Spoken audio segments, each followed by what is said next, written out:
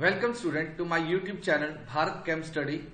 In this video part 3 for the practical work of ICSE board for 9th and 10th standard, we are going to study about the method of formation of H2S gas, ammonia gas, water vapors and NO2 gas and the various tests for the identification of these gases. So let's start with the study. Hydrogen sulfide gas, that is H2S gas. This gas has a rotten egg smell. Method of formation of H2S gas is that when metal sulfides like Na2S, FeS, zinc sulfide, etc. react with dilute acids, give metal salt and H2S gas is formed with a rotten egg smell. For example, when sodium sulfide react with dilute HCl, it produces sodium chloride and rotten egg smelled H2S gas. This equation is unbalanced. So to balance this equation, we place 2 in front of HCl and 2 in front of NaCl, and now this equation get balanced. So always remember student that the balancing of chemical equation is very important. In the same way, H2S gas is produced when iron sulfide react with dilute sulfuric acid. It produces ferrous sulfate and H2S gas. So let's see the formation of H2S gas from iron sulfide. So here to prepare H2S gas, we take ferrous sulfide. These are the pieces of ferrous sulfide. On adding dilute sulfuric acid to this ferrous sulfide in a test tube, H2S gas is formed. So you can clearly see the effervescence of H2S gas in this test tube, that H2S gas is bubbling out by the reaction of ferrous sulfide with dilute sulfuric acid. In the same way, H2S gas is formed when zinc sulfide react with dilute HCl. It produces zinc chloride and H2S gas is formed. And this equation is unbalanced. So to balance this equation, we have to put 2 in front of HCl and the equation get balanced. On adding dilute HCl to zinc sulfide, the effervescence of H2S gas can be clearly seen. So you can see in this video the effervescences are observed. These effervescences are due to the formation of H2S gas or bubbling out of H2S gas from the solution. Now the test for the identification of H2S gas, when we bring a moist blue litmus paper near H2S gas, it turns to red. This shows that H2S gas is acidic in nature. You can clearly see the color of the blue litmus paper changes to red. This shows that H2S gas is an acidic gas and turn blue litmus red.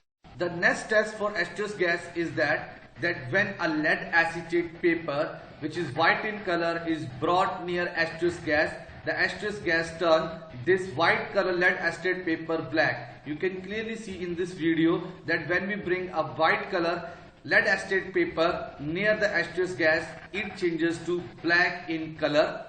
So this is the test for H2S gas, that it turned white color lead acetate paper black.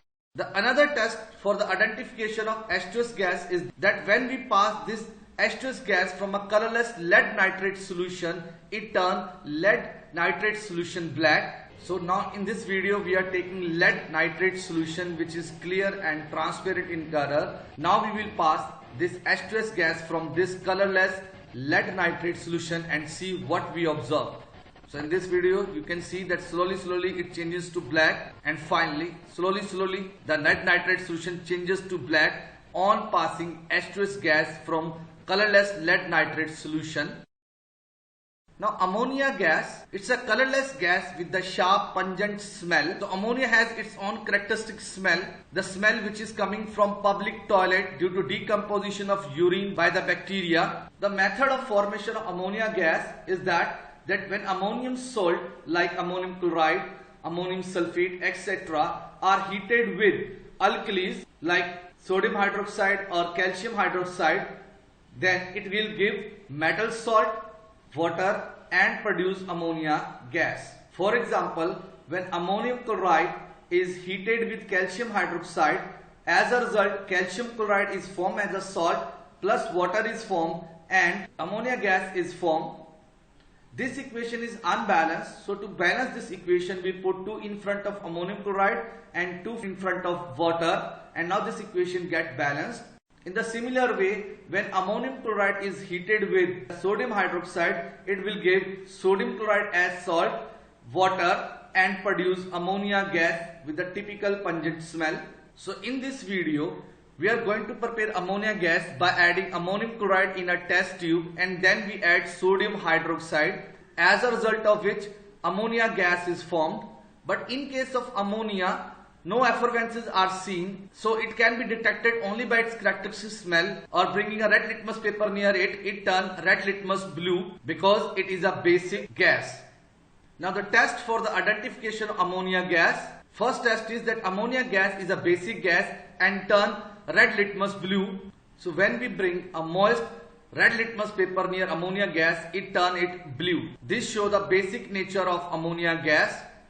The another test for ammonia gas is that when we bring a rod dipping concentrated HCl near this ammonia gas, dense white fumes are formed. So you can clearly see in the video that white dense fumes are formed in this test tube by the reaction of concentrated HCl with ammonia gas. This test tube gets filled with the white dense fume on reaction of concentrated HCl with ammonia.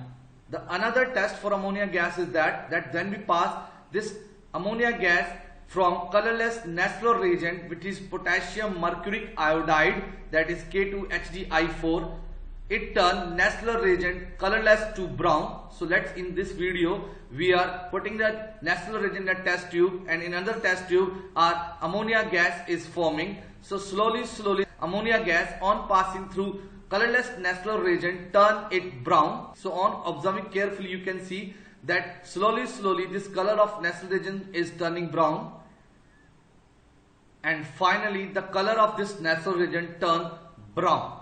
So this is the test for ammonia gas, that it turn natural reagent brown. Now the water vapors. The method of formation of water vapor is that when hydrated salts are those which contain water of crystallization.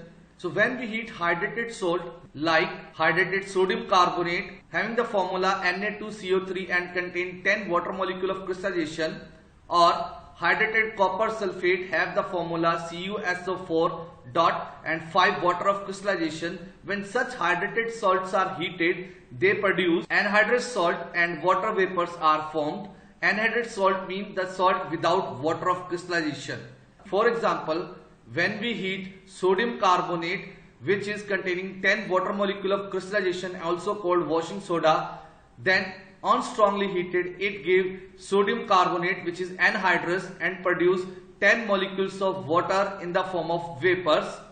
In a similar way, when we heat hydrated copper sulfate, also called blue vitriol, which is bluish in color due to presence of 5 water molecule of crystallization, on heating strongly it loses its water vapors and become anhydrous salt, which is white in color and produce water vapors.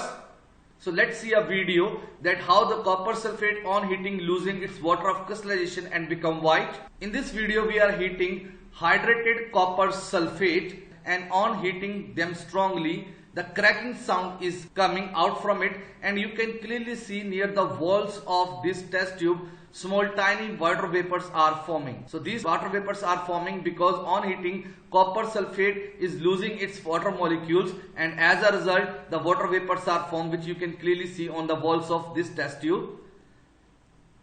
So when all the water vapors or all the water molecules will get removed from this hydrated copper sulfate, its color changes from bluish to white. So you can clearly see slowly on strong heating the bluish color copper sulfate is changes to white due to the loss of water molecules from it, and it become anhydrous copper sulfate, which is white in color.